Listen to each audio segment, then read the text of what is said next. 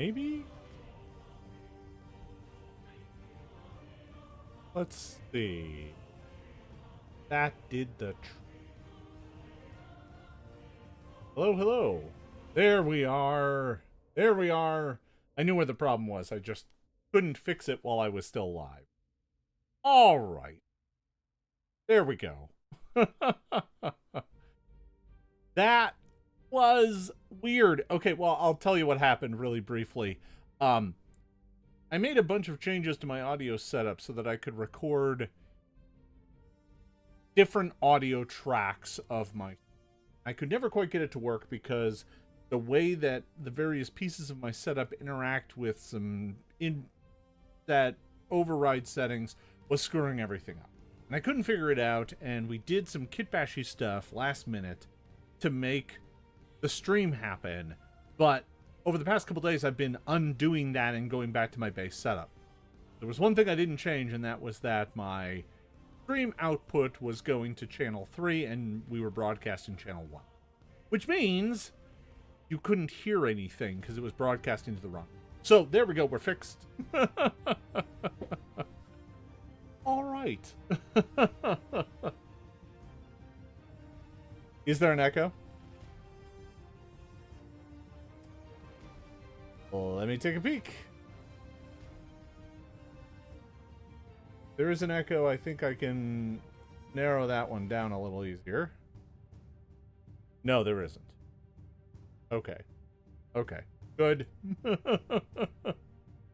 All right. Well, hello, everyone. Welcome to another Tuesday night Eventide stream. I'm gonna reset myself. Audio issues, tech issues. They're my favorite. No worries then. Okay, great. So welcome everybody. Welcome to another exciting Tuesday night Eventide stream. Tech issues abound. God, how I hate them. Today we're gonna hang out a bit and talk about some of the progress I've had on part 3 of Wolfren's Fate. And yeah, I did find my map. You know, it's been a bit of a whirlwind couple of months with tech issues across the board that has actually held me back in a handful of ways. The problems with my desktop have been a real damn nuisance. And I don't want to declare them solved just yet because sometimes the problem does disappear for a week or two. But since I updated my BIOS, I have not seen a problem with my desktop. So I'm beginning to think that maybe it was just... So if that problem's fixed, then at least I can move work, because it was crashing all.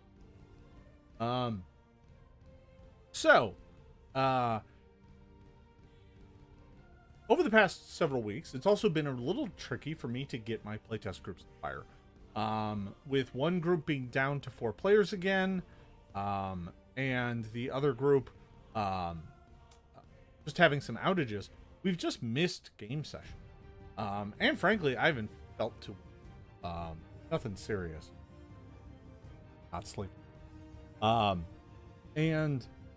as a result, we've only played a handful of sessions of part 3 yet so far. So I don't have a ton of feedback, but I do have kind of the first couple of sessions.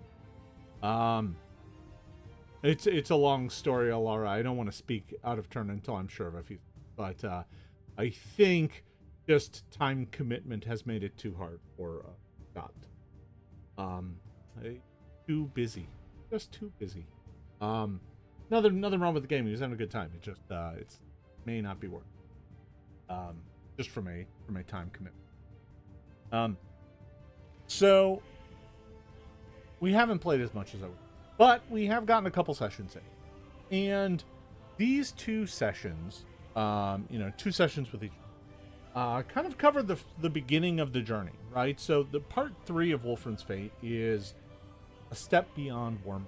The goal of it is to explore kind of the broader area, get to know some of the other peoples and factions, and start to kind of understand beyond Wormbone, right? First adventure was just in a dungeon. You have to worry about the world at all. You just have to get to know your characters and each other and kind of. Part 2, in the city of Wormbone, you get to explore the town and learn about all of the various peoples and factions in town with all detail and characters. Part 3, travel through the region and start to learn more about the wider Icescar Valley. So that's my big goal with Part 3. But in my desire to see the adventure talk to and speak to other parts of the region, I think I've lost track of something, and I'm gonna have to make some adjustments to the adventure work.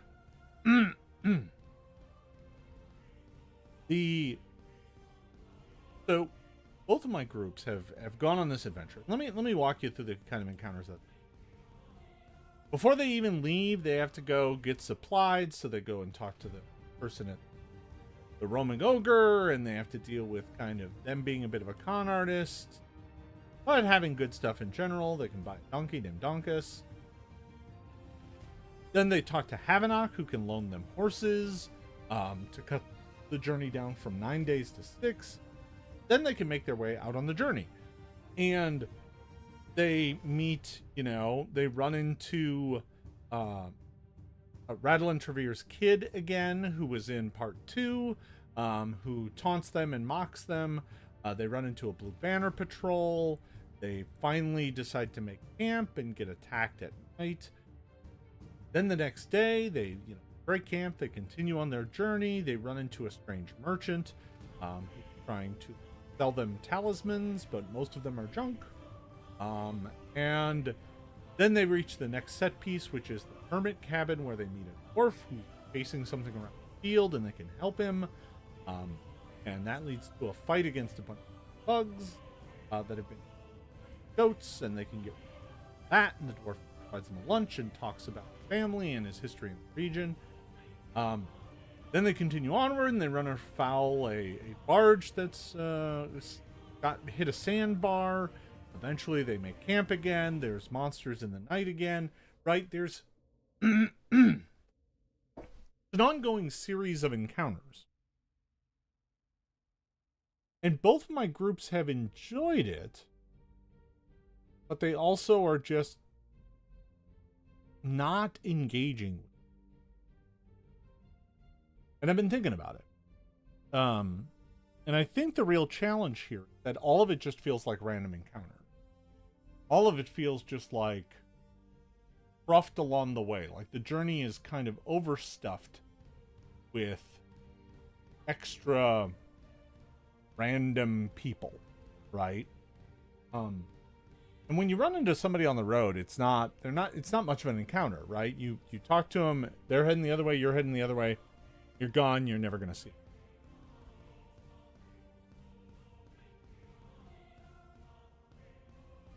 them. And that's been a problem for both groups. They haven't fully engaged with it. They don't view it as super engaging content. And I've been thinking about why, and the real reason is it doesn't feel like it's connected to it, right? They don't really feel like the encounters that they have had have meant much, right? It's, oh, we ran into the mayor's bratty kid. Okay, sure, he gave us a hard time, but there wasn't anything to be done there. We ran into the Blue Banner Patrol. Nice enough folks, they were friendly to us, they gave us some notes about stuff on the road, but again, just a small role-playing encounter, and then you go on. The merchant who's trying to sell some shoddy goods. Well, the moment you see through that, you just pass on. You don't continue dealing with that merchant. And it's not like there's a fight there. There's not even really very many skill checks. It's just an encounter. It's a thing. And admittedly, some things on the road should be that, right? Yep, you run into a family moving from Red Thistle to Wormbone. I think all of that is important world building, and certainly like when they meet the dwarf, whose name is Crovar. Provar is an interesting character, but when you go into Crovar's cabin, see all this old mining. He makes it very clear that he and his family have been here since the beginning, since the end of the Kin Wars, 1700 years ago, 1600 years ago. His family has been one of the first to arrive, and he's one of the last. And he talks about how, there are still some at Anvil Stump south of Rhymeshield, and complains that they're going to get them killed if they go in there. And it's really just kind of him laying some seeds and groundwork for understanding about the broader region. There is kind of more to this region than just Wormbone and what's going on there. There's dwarves, there's an old dwarven fortress up the mountain. They didn't know anything about this, right? So some of that's laying track, but it doesn't feel like it means anything, right? I mean, again, it just feels like a random encounter. Like you ran into this NPC, he gives you some world lore, and then you move on. And both groups have remarked, it's not like they're not having fun, but both groups have remarked that it didn't feel like this story's. And I've come to realize why. I mean, it's pretty obvious. None of this stuff is connected to them, right? Their quest is to go find this ring. And everything about it, like all of part 2 was searching for the ring, and at the end they didn't get it, right? And that is a bit of a challenge, right? The fact that they didn't accomplish their quest is a challenge, right? They felt like at the end they kind of get a bait and switch, and it's like, well, congrats, you now found out where it is. It's somewhere else, and now you have to go there and get it. So that's a bit of a problem that I'm going to think about for the final version of this adventure. I mean, what's done is done for now, and clearly I'm going to want them to go to Red this time. And once the adventure is unified into one whole thing, part 2 will feel less. I don't even have to divide it up that way. It's not part 2, it's the investigation in town to find the whereabouts of the ring. Then part 3 is going to get the ring. That's fine. It'll play better once it's all part of one large adventure, but for right now, being like, okay, that was the end of part 2 and now we're into part 3, I'm also worried about folks picking up the individual parts. Especially when you get to part 3 and it's just a series of unconnected events. So there's not quite enough structure here, is what I've come to realize. And this is part of playtesting, right? I mean, I think part of the entire process is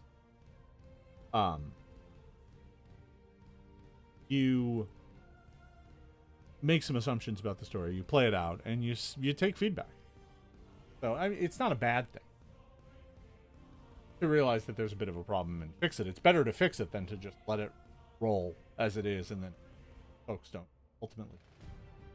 So here's where I'm going with it. So part 1 prefaces part 2, right? So in part 1, Shadowhunter attacks you at the end, but you don't defeat it, and then that's the end of part 1. Part 2, you deal with the shadow creatures and their master, but you do get an ominous warning at the part 2. In part 2, at the end of part 2, from Alipar, who says that this isn't. We may have stopped them for now, but there are greater threats out there. Part 3 doesn't have that same impetus, right? It could be easy just to go back to that well of the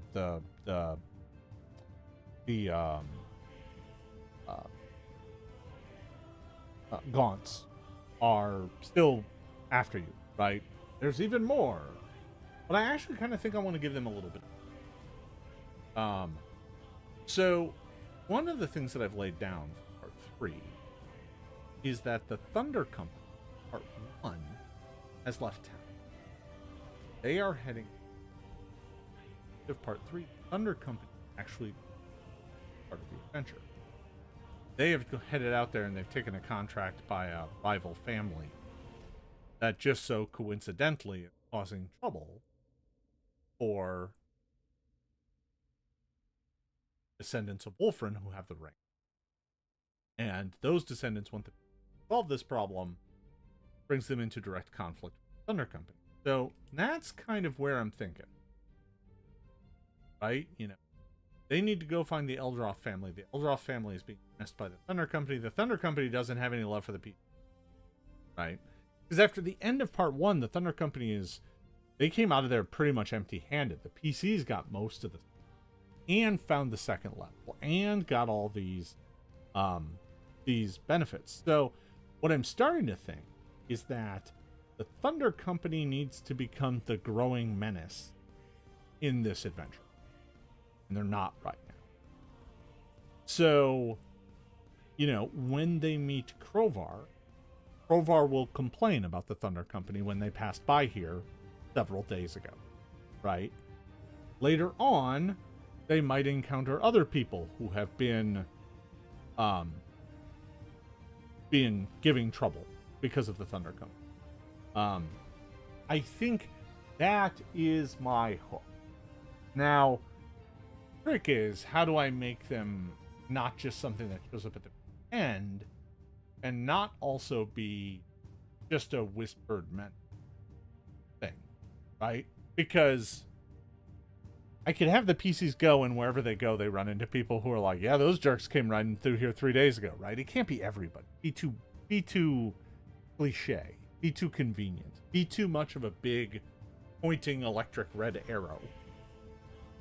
But I definitely need something, right? And I already gave the when they leave, they speak with Havanok.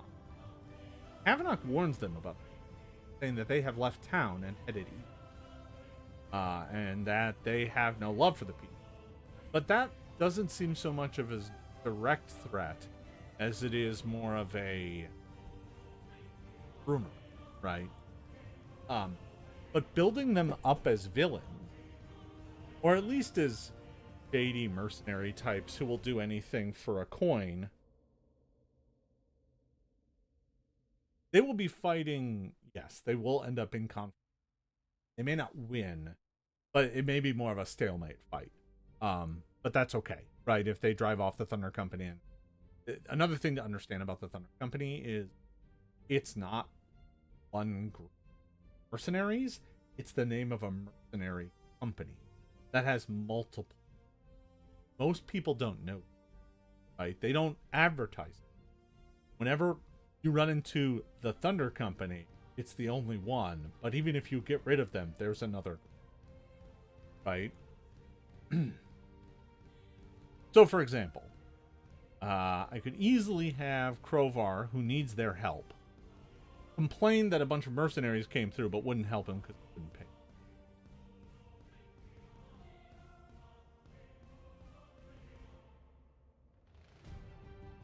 That's an easy way to kind of start name dropping again.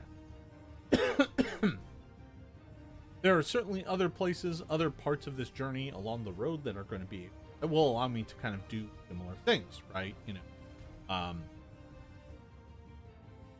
patrol that rides past, some bandits who maybe had dealings with them that weren't negative, you know, some folks who have fled Red Thistle because their herd was stolen, right? You know, are just a sign of the Thunder Company. So I'm going to have to go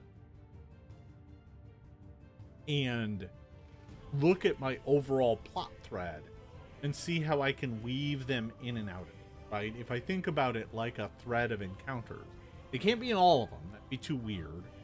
Be too omnipresent. Again, too much of a red pointing arrow.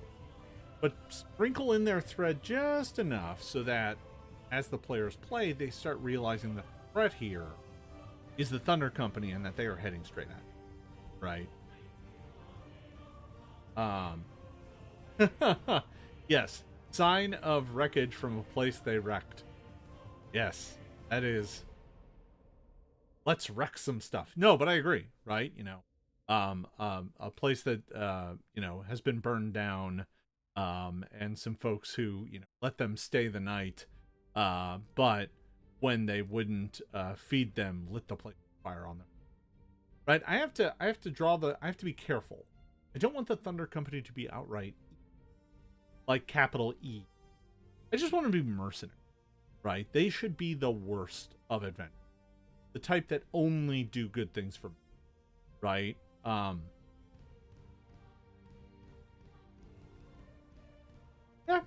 You know what, Tiger Eyes? That's a good point. There is another major battle in which it ends with the party not winning. Stalemate might not be how you want to end this part as well. You may be right there. And frankly, beating this company of this chapter of the Thunder Company doesn't matter. Right? I mean, it matters for them in that they're kind of mercenary bastards. But it does mean later on when the Thunder Company comes back into town again and it's all new members.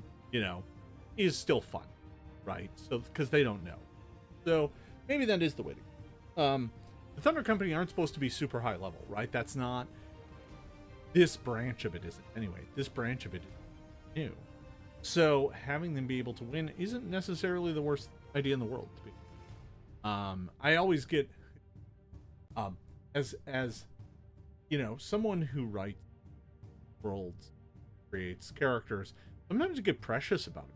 Oh, well, I don't want them to kill those guys. But, you know, you can always do the thing where most of them die as well, right? Where one of them is on the edge of the battle, and the moment it goes south, they just, you know, they cowered out. And maybe they're not even a villain, or as much of a villain. Like, there are 4 characters in the... Let's take a look at that. These are the 4 that I have written up in part 1. Most of you have this already, which is cool. Because you can look at Appendix A, isn't it?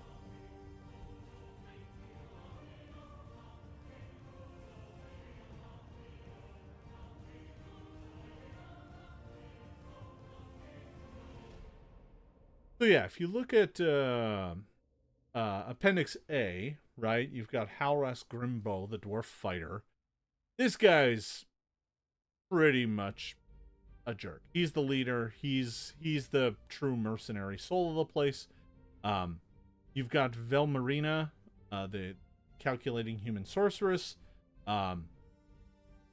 She is super loyal to herself and the company's interests. Evan Sprang, the Gloamling alchemist, might be an interesting character to have be one of the ones that survives. But he is close to Halras, so would probably go down with him. And then you have Hiss, the serpentkin human rogue. She is very interesting. I don't know where I'm going with her character yet, or serpentkin in general in the world. But yeah, I mean, so like that's what the setup and payoff here, right? Each one of these needs some. That's the thing I'm trying to build with each part of this. It has some victory that isn't directly the main story. You're building on the main story, like A plot, B storytelling, right? In the first one, it's mostly just, right? It's a pretty straightforward dungeon. The B plot is getting to know each other, and the second one clearly has an A plot, B plot because it has all the stuff with the gun. This one has the journey and the ring, but then I'm trying to make sure that I've got a B plot in, right? That, or rather, the A plot with the main storyline B plot, right?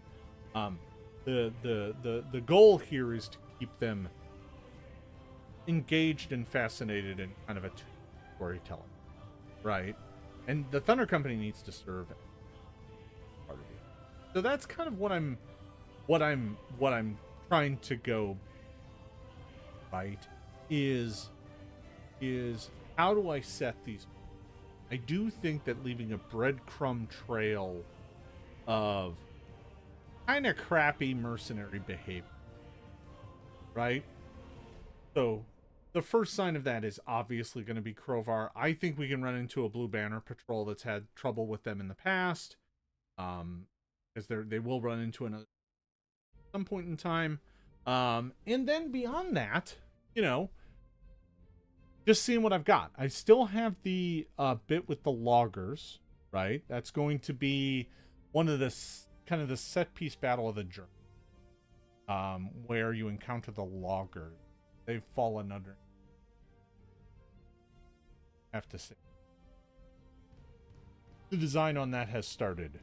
It's a fun way for me to play with low-level outsiders and evil monsters that the players have not really encountered before. That should be fun. But again, that's another encounter that the PCs aren't really related. But it does occur to me that if one of the loggers, like, called out to them for help as everything was going past, and they just rode on by, that could always be fun. I'm not sure I want to tie the Thunder Company to the Gaunts at all. I would say that. And there's a note here about that. I think keeping these things separate makes the world feel like more of a real place. Like, the thing I'm trying to avoid, even though it seems like the right thing to do story-wise, have everything tied to everything, right? It's like it's the thing that bothers me most about, like, other big fiction universes where everything is tied to the story. If you dig into Star Wars at all, and you dig into the backstories of all their characters, they're all interconnected deeply, right? Like in Empire, they line up all those bounty hunters, go after Han Solo. Well, in the expanded universe, Han Solo screwed over every single one of them personally. Like, Dengar's face burned because of Han Solo. Like, all of them. Don't believe me? Look it up. And it's ridiculous. It doesn't make sense. It doesn't feel real. And I'm not saying that means we have to intentionally make nothing relate, because that also isn't kind of good storytelling for us to head on to our story, our head around. But not everything should be. So should the Thunder Company be involved with Gaunts? No, not right now, at least. Maybe later. But this group of low-level flunkies, they're just mercenaries. And that's kind of their entire kind of shtick. Is that, you know, maybe once they saved the loggers, yeah, maybe the loggers had camp with the Thunder Company. And when things started to go bad that night, the Thunder Company fled and just fight. I like that a lot. I like that an awful lot. I just came up with it. Get down. Hold on just a second. Let me make sure I got that in my note.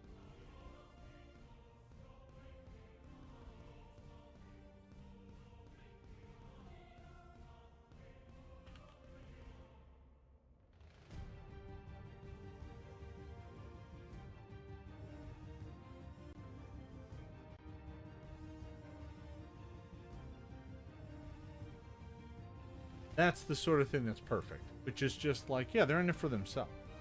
They're only in it for money. They're only in it for fame and their glory.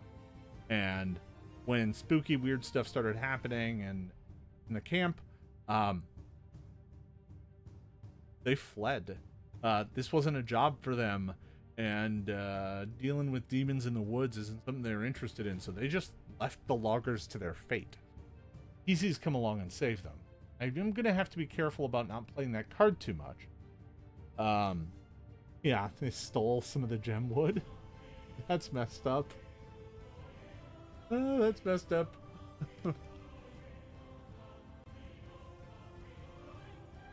Maybe. That might be fun. Put a question mark. That comment. But yeah, that is the direction we could take it. Right? And all of a sudden, we're already getting to the point where, you know, now they're villains. And when they get to the town and find out that they're causing mayhem there as well, in a way that they can do something about that benefits them, then it all snaps together. Then the story feels cohesive. So maybe that's the way. I think I have to recast some of these pieces. I might have to retcon an encounter with both groups. That's not too hard. There's also the option of just let it go with the current groups. What they experience is what they experience, and I can play it a little heavy hand. But I do think that's maybe the way to go. That is the way to get the Thunder Company, turn the Thunder Company kind of the more present threat for this part of the adventure, because they are the set piece. think doing a large wilderness encounter for the end of this is it could be very cool, with like stampeding, livestock and the company attacking at range, and just make a mess of it. Make it a big outdoor set piece battle. It's going to be the only chance I have for one in this adventure, because part 4, back to the dungeon for the most part, traveling back to Wormbone, going into the final layers of the vault, which are more dangerous, and seeing what there is to see as to whether or not we'll survive. So yeah, that's where I'm at. A fight against 4 close to the same level mercenary. Gonna be a tough fight. They were clearly more experienced in the PC part 1, but in the part 1 the PCs were first level. By this adventure they're 3rd level. That doesn't mean they can take on 4 3rd level NPC. That might be too tough of a fight. But the Thunder Company isn't a group of PCs. They don't all have to be. Newer members could be 2nd level. Figure it out. They also don't necessarily have to fight them all together.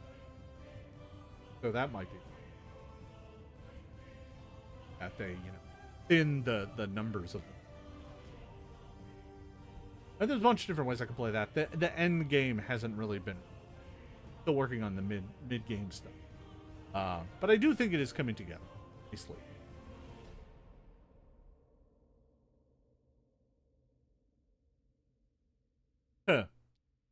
Tiger, I don't necessarily disagree with you, but I think there's a component of this that is missing.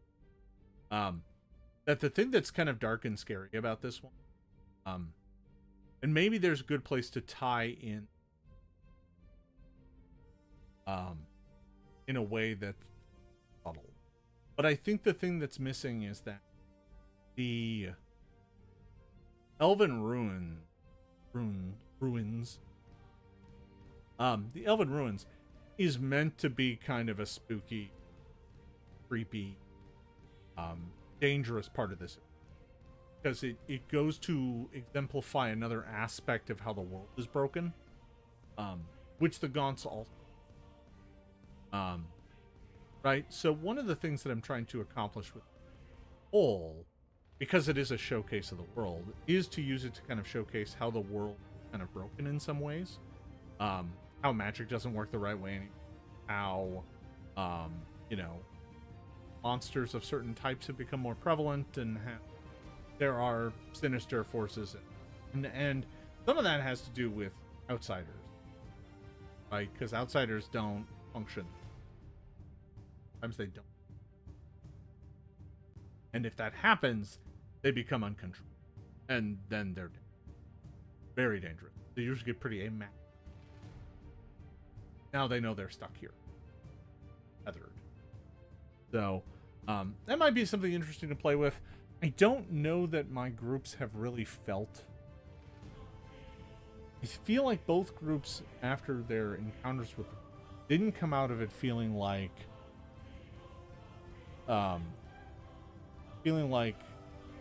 that was the main threat. I think they definitely felt like that was the main threat of that part of the story. But since the Gaunts are only vaguest of notion of them even being in part 1, they don't. So, we'll see. We'll see. It's worth teasing out and actually having them possibly make some sort of presence known in Red Thistle. Might not be the worst idea in the world. I'll think about it. The Red Thistle component of this is still the sketchiest part. Can't be for much longer. I'm only a few weeks, I'm few months away from needing it written, so.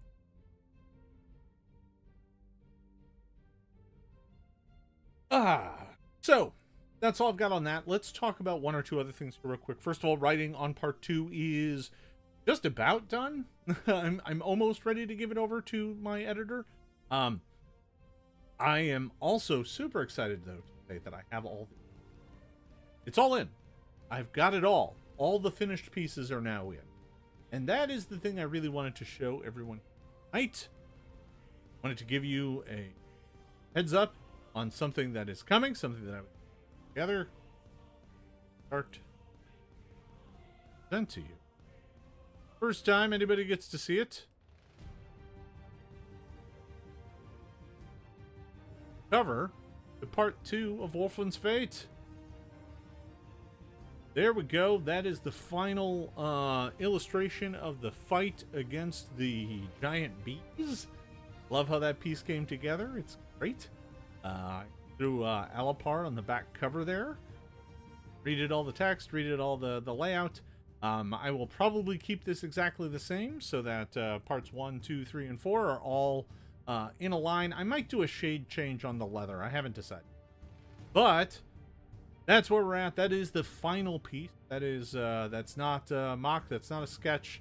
That is the absolute final piece. I had Frost kind of rework it a bit to make it clear that it was autumn in this piece. And I'm really happy I did because I think I love how the grass is browning and dying and how the trees clearly are not vibrant and green. It's clearly an autumn scene.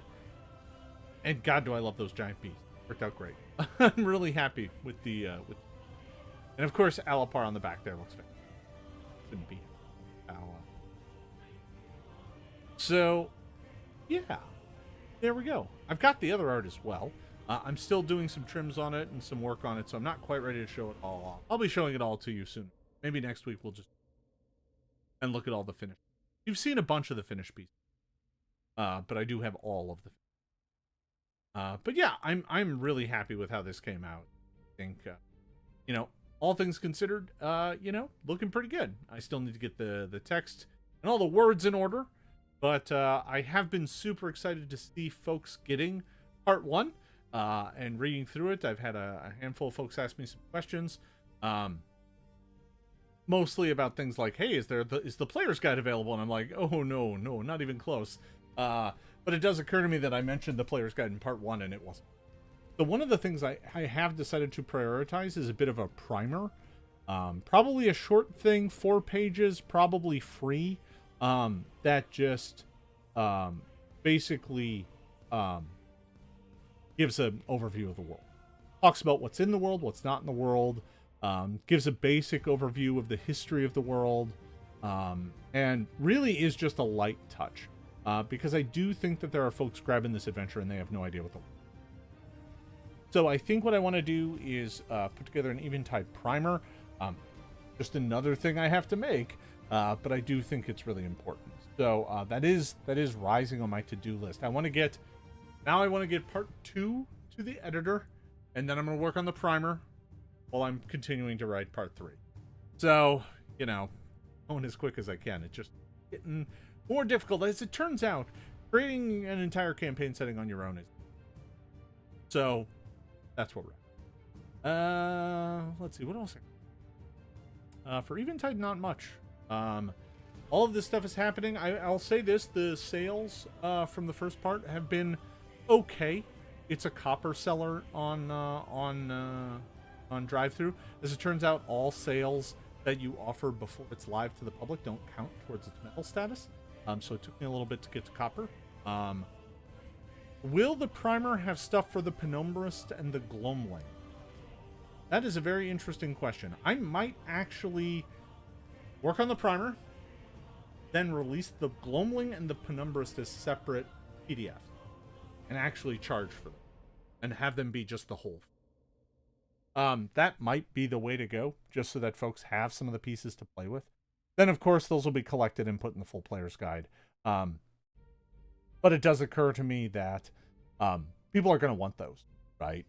Just because they are new. And so maybe, now that I'm thinking about it, maybe what I do is release Gloamling Ancestry and the Penumbrist class to the public.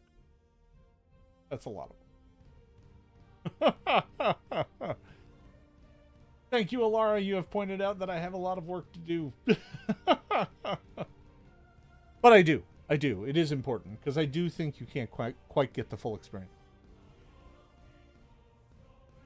Let me think about that. But I know a lot of folks want them. Obviously, all of you would. Presumably. Anyone on the $10. But you definitely at least get it for a damn good. Not too worried about it. Also, as a note for all of you up at the highest tier, I'm not sure how many of you are here, but if you are at the highest tier, I have still been tracking the words I owe you.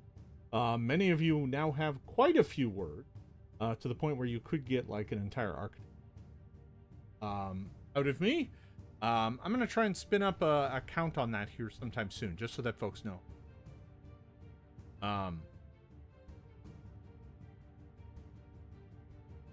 Yeah, maybe. Tiger, that's not a terrible idea. That there's a free primer, and then there's the primer plus with Penumbrist and the... maybe. I mean, it might just be cleaner to just be like, here's the primer is free. Here's the Gloamling. The Gloamling is a giant rules content thing. It's $5. And here's the Penumbrist, $10. Here you go. There it is. Get what you want. And frankly, some of those other folks might want to grab it, right? Folks not playing in Eventide. That's fine. I don't, it's Pathfinder. Use the rules wherever you want. Laura, I don't know what you and Cap are talking about, but I'm gonna wager it's all the words. All right, folks. That's all I got here for today. I got another stream coming up. Elf Gloamling. Is that an elfling? Or you... Yeah, all right. Well, I'll leave you to it. All right, folks, that's all I got here for today. I've got another stream coming up here in just a bit. Hope you'll stay tuned for that. Take one last look at this amazing cover here before we go. Beware the bees.